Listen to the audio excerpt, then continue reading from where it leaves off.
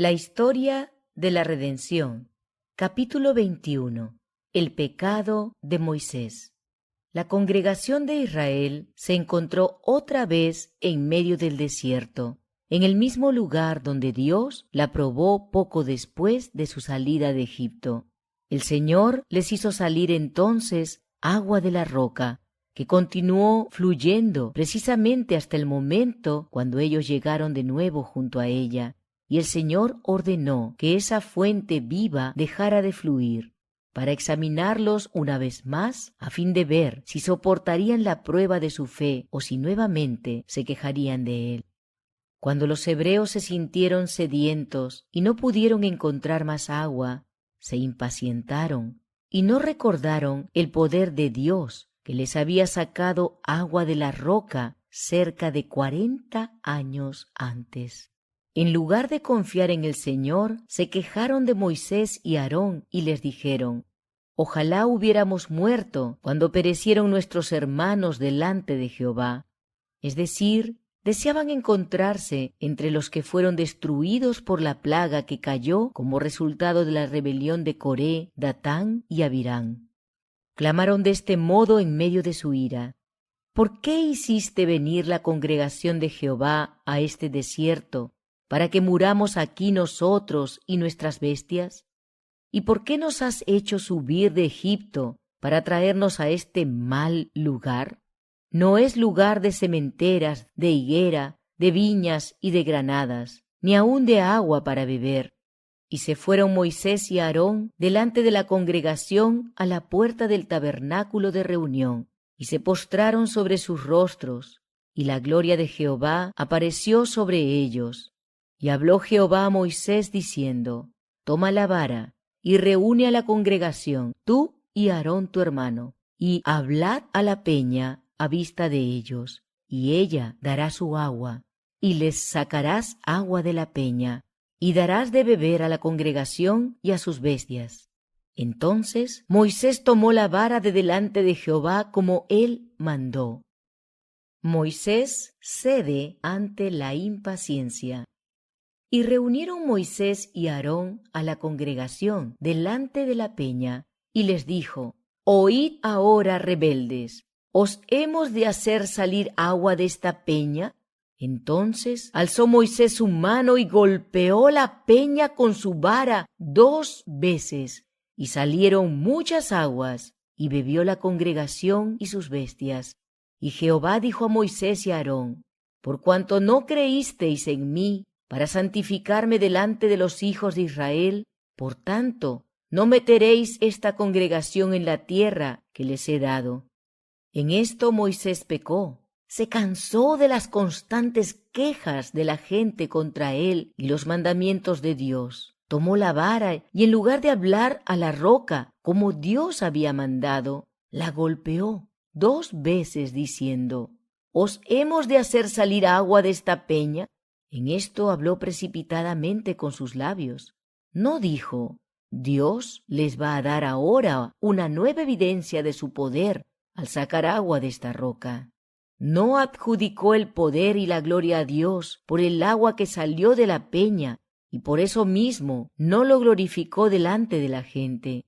Por causa de esta falla de Moisés, Dios no le permitió que condujera al pueblo a la tierra prometida.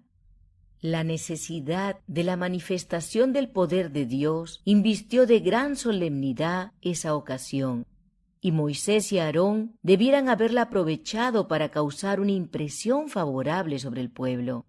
Pero Moisés estaba excitado, impaciente y enojado con la gente por causa de sus quejas, y dijo: «Oíd ahora, rebeldes, ¿os hemos de hacer salir aguas de esta peña?». Al expresarse de esa manera, admitió virtualmente que la queja de Israel era correcta cuando le adjudicaban a él la salida del pueblo de Dios de Egipto.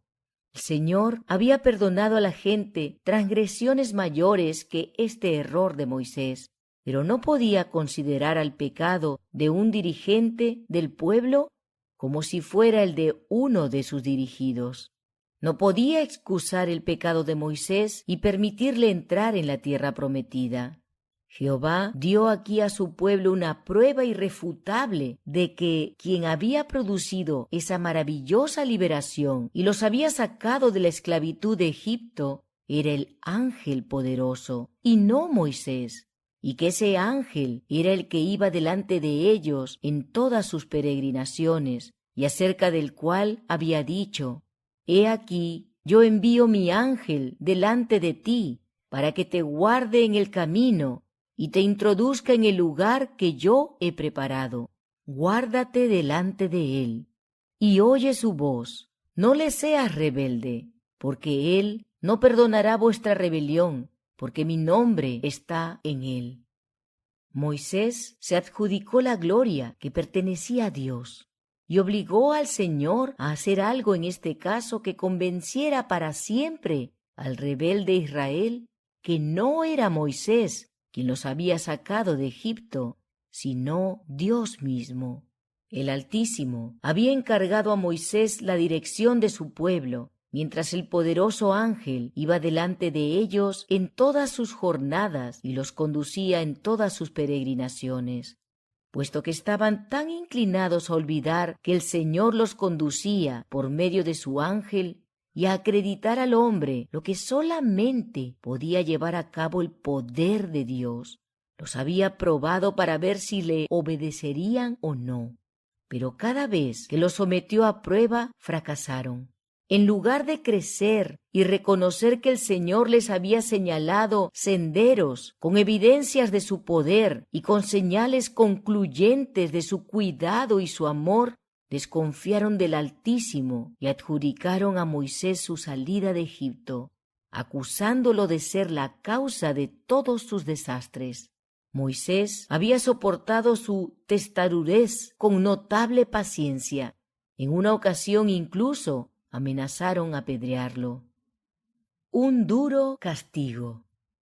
Jehová iba a borrar para siempre esta impresión de sus mentes al prohibir a Moisés que entrara en la tierra prometida.